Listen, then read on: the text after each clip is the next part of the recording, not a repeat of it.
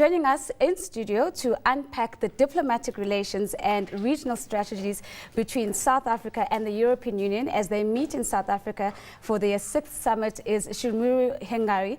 He is the head of South African Foreign Policy and the African Drivers Program at the South African Institute for International Affairs. He is also joined by Catherine Grant-Makorera. She is the head of the same institute's Economic Diplomacy Program. Catherine, Shimuru, thank you so much for making the time to join us. Of course, we've heard from Dumi that there was a lot of focus on the EPAs.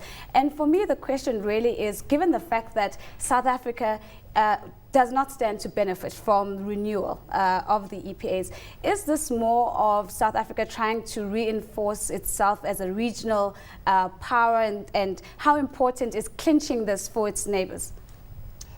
Thanks. I mean, I think the Economic Partnership Agreement negotiations are important for South Africa. They are important from the regional perspective, as you mentioned. It will be an opportunity for there to be one trading regime between the Southern African Customs Union and the European Union, which is the most important trading bloc as a region for Southern Africa. So it's got that regional perspective, but South Africa is pushing the European Union for greater market access in some areas, more than we have currently under our bilateral agreement. This is particularly for agricultural products and agricultural processed products, which do suffer not only at the hands of high tariffs in the EU, but also because the EU continues to provide large subsidies and domestic support for its own farmers. Before we get to the political implications of these discussions, which I want to discuss with you, Shimuru, Catherine, I would want to get a sense of how likely is the European Union to yield towards South Africa's proposal for more flexibility around the exports arena? We understand that there has been quite a lot of progress made in the market access discussions under the Economic Partnership Agreement at the moment, and that the European Union are likely to give some greater access for Southern African countries. This will of course not be for free, and there will be trade-offs within the agreement itself. One of those will be increased protection for some European products that have geographical indications as their name, and that will be increased protection for products like wines and spirits, some processed meats, some cheeses, and that would happen within Southern Africa, that this would be provided. The main stumbling blocks at the moment actually seem to be much more about the legal modalities of the agreement itself. Okay, so let's maybe look to a broader and open it up a little bit, Shirumi. If we look at the fact that the trade relations between South Africa and the EU, we've seen quite a big trade deficit. In fact, statistics say that that trade deficit has doubled since 2008. How has the European Union managed to retain its position as a strategic partner for South Africa despite the economic climate?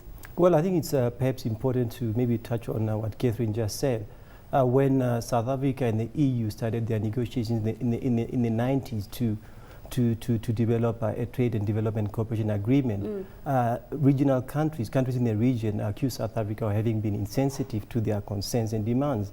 So I think South Africa would like to now avoid that type of situation with regard to the economic partnership agreements, and I think South Africa is now a much more confident country. It has developed more experience and expertise when it comes to negotiating some of these complex agreements.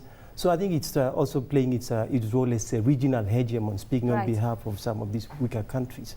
So, but we saw a little bit of that confidence coming through with the cancellation of some of those bilateral investment treaties with Luxembourg, I think Spain and Belgium as well. How detrimental has this been for the diplomatic relations, or is it insignificant?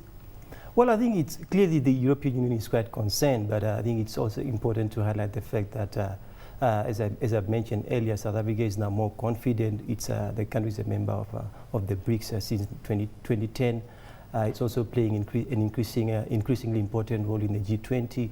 So I think we have a much more confident country that is able to put its foot down when it comes to some of the agreements that don't necessarily favor South Africa's domestic environment. Catherine, would you say that South Africa has responded appropriately to the diplomatic dress down they received a few days ago? No, I don't think so. I think what this whole situation around the bilateral investment treaties for me highlights is actually a whole lot of miscommunications.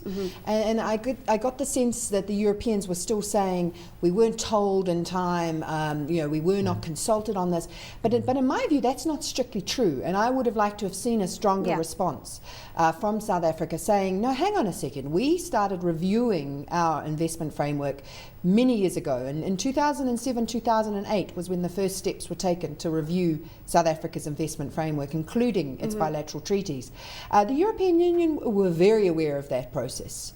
So I think it's slightly disingenuous that they are now calling surprise on some of these policies. And I would have liked to have seen a slightly stronger response from South Africa on that. And also we're very aware that Europe itself is going through some changes right now with regards to its own investment treaties. The reality is that the existing European treaties are all likely to be renegotiated in the near future, because there's been a change in competency within the European Union, if you like, where now member states have given up some of their power to negotiate these treaties to the European Union as a whole. And that's going to require some big changes. So this is sort of a moving feast, and it's not all the fault of South Africa. Let's look at one of the key themes. In fact, I think the whole summit was centered around shared challenges around employment creation. Now, help me understand, for South Africa, it seems clear to me that the European Union would support South Africa's industrialization strategy. We see more foreign direct investment to try and boost employment creation in South Africa. How does South Africa support the European Union's drive to create jobs? That's a good question, but as I think you mentioned, there's a big trade deficit at the moment, where we've seen European imports increasing into the South African market to a large extent over the last, particularly the last 5 years, since 2008. That is about creating some jobs for European trading companies, for example, who are looking for new export markets around the world where they're going to be able to tap into growing consumer demand. As we know, European economies themselves are growing much more slowly at the moment. So we are, in an indirect way, if you like, contributing to the trading relations with Europe to jobs. Shirumi, I would never be able to live with myself if I didn't ask you to comment on the Zimbabwean situation. Of course, we've seen the European Union almost outsourcing the observer role for the upcoming Zimbabwean elections to SADC. What does this say about the European Union's approach or engagement with the African continent from here on? Well, I think it's important to underline the fact that the EU was accused in the past of having been very paternalistic with regard to the continent, and key African countries have emerged insisting on African solutions to African problems. And South Africa has been has been leading the pack in that regard. And I think what South Africa has been able to do through its mediation in Zimbabwe is to convince the international community that it's able to engage constructively on issues of human rights, issues of democracy. And South Africa convinced the European Union that the path that is taken on Zimbabwe was the correct one. And that explains why the EU also has decided to perhaps resume dialogue with the Government of National Unity in Zimbabwe.